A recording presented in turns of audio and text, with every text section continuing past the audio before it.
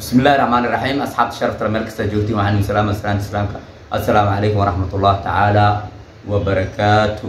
صومالي وين ما توحاني وضع وانو وعيقلين مركا كورونا فيروس وصولابتي ودنكي وصولابتي walaalyaal waxaa loo baahan yahay marka taxadir badan in la sameeyo maanta wacyigelin iyo buugaagi iyo waxaan rabnaa inuu dhiirigelin dadka oo ilaahay ku mas'uuliyad sidii maaskara iyo ilaahay ku mas'uuliyad wax kasta kaalintooda ka qaadan karaan.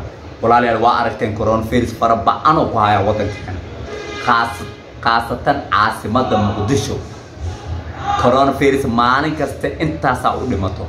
walaalyaal waxaa loo baahan yahay dadka dhalinyarada ee dhalinyaranimadaada iyo ku qatalan dhalinyaranimada adi hadaa ka badbaadid waxa ka badbaadin waalidiintaada, waxa ka badbaadin awoowayaashaada, waxa ka badbaadin abtiyaashaada, waxa ka badbaadin abaryaashaada. marka waxa loo baahan yahay simbir inoo tacadirtaan dhalinyarta. waxa loo baahan yahay hadaa isku aragtaan qonfa inoo meelaha oo taqaatiir tagtaan isbaartaan. haddii kale guriyaada joog ee guri isku karantiil waxa leedahay aniga waa iska shaqsanaay ilaa 15 bir yaa la soo dhawaanay. waalidkaada waa badbaadis adina naftaada waa badbaadis. dadka ganacsatada walaalayaal kaalintiina ka qaata. ninkii maaskar garikan waxa loo baahan yahay laamiyaasha nin kasta wax tara kara oo dhaqaalaha haasto ganacsata ahaa ama nin kasta jeebkiisa wax ku jiro. waxa loo baahan yahay dadka masaakiinta simbir maaskar inuu laamiyaasha keentaan, meelaha bulshada keentaan oo qaybisaan, isbitaalaha geysaan sida dadkana ay ku xirtaan. dadka kale Soomaaliyeed waxa loo baahan yahay ama ninka oo da'da yar ahaado ama waayelka ahaado dumarka ahaado maaskar inuu la wada xirto. maaskar ahaan wax laga faanayo ma aha. walaalyaal cudurka Ilaahay subhanahu wa ta'ala keenay. Ilaahay subhanahu wa ta'ala cudurka dookeen waxa loo baahan yahay si loo badbaadi lahaa. Ilaahay wax badbaadi kar Ilaahay subhanahu wa ta'ala dadaal ku dhahay. marka dadaalku ku xiran yahay qofka inuu maaskar xirto, gacmaha iska dhaqdo oo Ilaahay ku mas'uuliyad meel kasta ka taxadiro.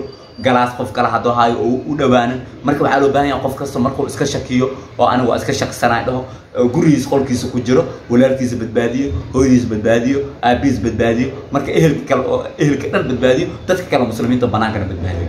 wax dhimanaa waa Soomaali, anaga waa Soomaali, marka ninka walaalka waa Soomaali, adigu waa Soomaali. marka waxa loo baahan yahay badbaado. Ilaahay wax badbaadi kar dhiirigelin. ninkii waxaas waa arkay shalay cunug dhalinyaro ah inuu microphone soo qaad xaafadaha wacyi war maaskar ala xirto war runtiis. waxa loo baahan yahay nin kasta kaalintiisa inuu qaato.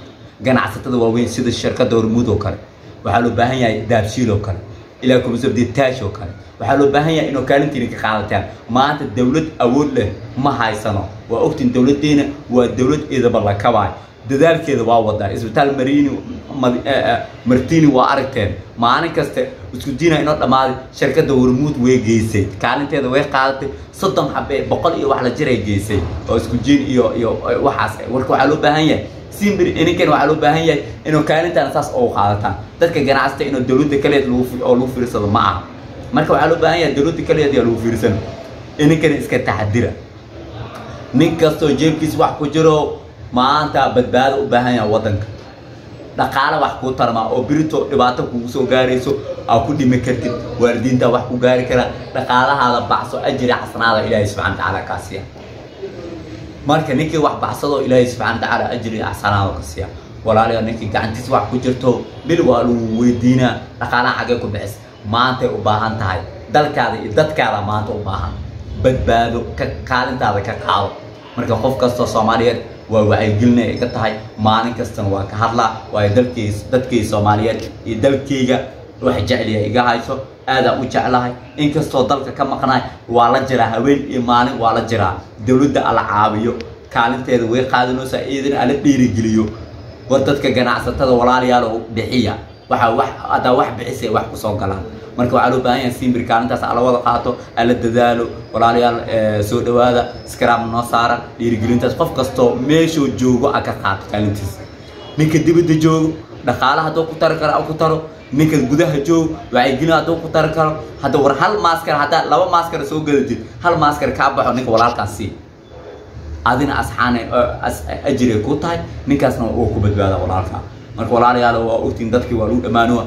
dawladdan waxaan ku dhiirigelina dadka wadanka ka soo galay dibadda ka imaanayo dadkaas ara karantiro nin kasta dhaqaalihiisa inoo baxsan 5 iyo 10 maalin meel loo sameeyo ajo dhaqaalihiisa usaas ka bixiyo dawladda ma awoodo dhaqaalaas dadka dibadda ka imaanoo corona hada qad baliis wadanka imaan joog meeshaada joog hada ku dhiminaysa meeshaada dadkaada abaabiin meelaha ku baabaadan laakiin waxa loo baahan yahay simbiri inuu wadankaada ehelkaada ka fikirtaa loo baahan anaga hada ilaakum dhibaato kale inta culays kale abni nahaasta anuu sii darna coronavirus marka ininkan waxa loo baahan yahay inuu meeshii joogto ilaa corona ka waxasma wadankiina waa imaan kartiin laakiin 5 iyo 10 biri inuu waxay iska bixisaan oo ilaakum sabdida meel joogtaan wax loo baahan yahay marka walaalayaal soo dhawaada marka asxaabta sharafta leh subscribe ala sii shirkiya asxaabta kale ala gaarsiiyo nin kasta dumar iyo ragbo kaalintiina ka qaata nin kasta kaalinta meesha uu ka leeyahay aka qaato marka assalaamu calaykum waraxmatullaahi tacaala wa barakaatuh